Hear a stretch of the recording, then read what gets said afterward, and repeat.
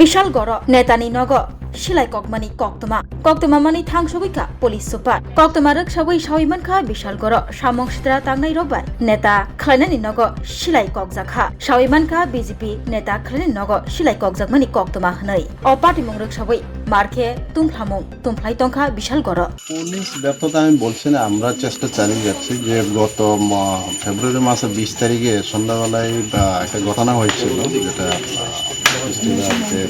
এটা আপনারা সবাই জানেন।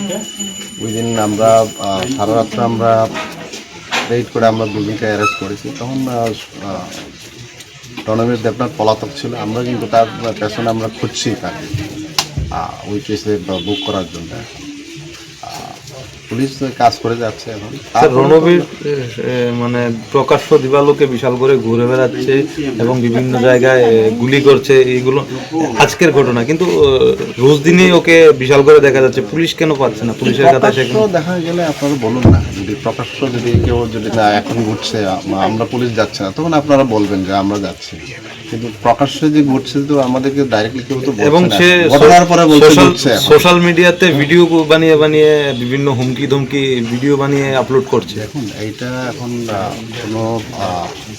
কোনো অজ্ঞাত জায়গা থেকে এরকম ভিডিও বানাতে করতেই পারে। এখন এটার জন্য আমরা এখন খুঁজছি। এখন সাধারণ মানুষের বক্তব্য যে কিছুদিন এই ঘটনার পর যাদেরকে আটক করা হয় আবার কিছুদিন পর তাদেরকে আবার ছেড়ে দেওয়া হচ্ছে।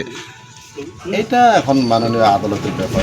আমরা তো যে বেসড অন আমরা যে এভিডেন্সটা আমরা কালেক্ট করে আমরা পাঠাই সাক্ষী সাবর দিয়ে, এখন এটা তো মাননীয় আদালতের সিদ্ধান্ত নেই এখন কে কোন সময় বেল দেবে। এখন এটা সম্পূর্ণ মাননীয় আদালতের উপর নির্ভর। সার্বিক আইন শৃঙ্খলা পরিস্থিতি কিরকম আছে কি বলবেন? এখন আমাদের পুলিশের টহল চলছে। এখন এই পরিপ্রেক্ষিতে এখন আমাদের আরও এখন টহল চলবে এবং যারা ইনভলভ এই ঘটনার সঙ্গে জড়িত তাদেরকে আমরা ধরার জন্য আমরা আমাদের রেড আমাদের যে তল্লাশি এখন চালু থাকবে। এটার জন্য আপনাদেরও সহযোগিতা দরকার।